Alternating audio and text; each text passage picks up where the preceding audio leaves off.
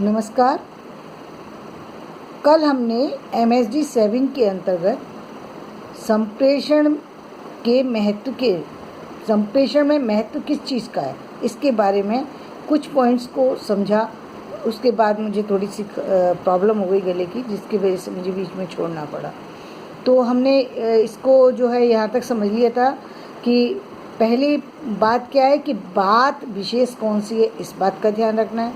दूसरा, कौन सा व्यक्ति विशेष है जिससे बात की जा रही है। तीसरा था माध्यम, कि कौन सा वो माध्यम है जिसके माध्यम से हम बात करना चाहते हैं। वो टेक्निकल है या प्रिंट मीडिया है, इलेक्ट्रॉनिक मीडिया है या डायरेक्ट है, क्या है, कौन सा माध्यम हमने अपनाया है जिसके साथ लेकर के हम बात को अपनी को बढ़ाना चाहते हैं, आगे रखना चाहते हैं। इसके बाद जो बात आती है वो होती है भाषा विशेष। देखिए, भाषा का बहुत बड़ा महत्व है। आप कई बार ऐसा होता है कि व्यक्ति लैंग्वेज कुछ और सीख रहा होता है, यानी ये कॉलेज या यूनिवर्सिटी में या स्कूल के अंदर उसको जो लैंग्वेज सिखाई जाती है वो एक केंद्रीय भाषा होती है, उसको सिखाया जाता है, या फिर वो रीजनल लैंग्वेज होती है जिसको सिखाया जाता है। लेकिन हम कभी कभी अपनी प्रांतीय बोली, अपनी क्षेत्रीय बोली को भी आप बोलते हैं, तो जिसका प्रभाव हमारी जो औपचारिक लैंग्वेज है उस पर आ जाता है।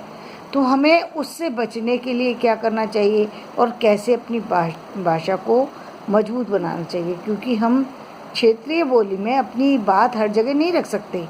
जहाँ पर हम औपचारिक रूप से अपनी बातें रख रहे हैं वहाँ पर या तो हमारा प्लेटफॉर्म होगा रीजनल होगा, या फिर होगा केंद्रीय होगा, यानी नेशनलिटी का होगा, या फिर इंटरनेशनल होगा।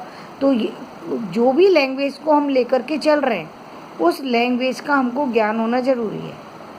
यदि हम उसका ज्ञान नहीं रखते और हम उसमें बोलने की कोशिश करते हैं तो हमें क्या करना चाहिए, तो हमें लिख कर के अपने टॉपिक को तैयार कर लेना चाहिए, क्योंकि लिखने पर हमारी बहुत सारी सी समस्या दूर हो जाती है।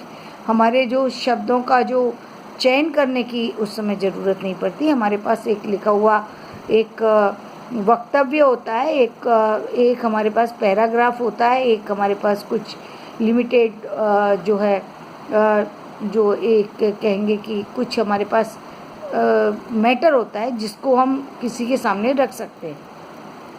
तो इस तरीके से हमें अपनी भाषा को तैयार करना चाहिए। मान लीजिए आपके पास भाषा तैयार नहीं है, उसके लिए ये कि आपके पास भाषा तैयार नहीं है, आपको भाषा पर बहुत अधिक अधिकार नहीं है, तो आप लिख कर के ही अपनी बात को रखने की कोशिश करें, क्योंकि यदि आप बिना लिखे रखेंगे तो अपनी भाषा में कहीं ना कहीं अटक जाएंगे।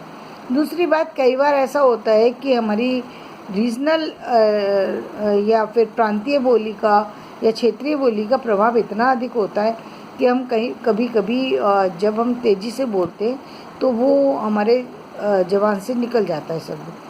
कोशिश यही करना चाहिए कि उसकी ऐसे शब्दों की जो हमारे व्यवहार में हम लोग करते हैं लेकिन औपचारिक में वो नहीं चलते, तो उनकी प्रैक्टिस कर लेना चाहिए यदि कहीं प्रॉब्लम है तो।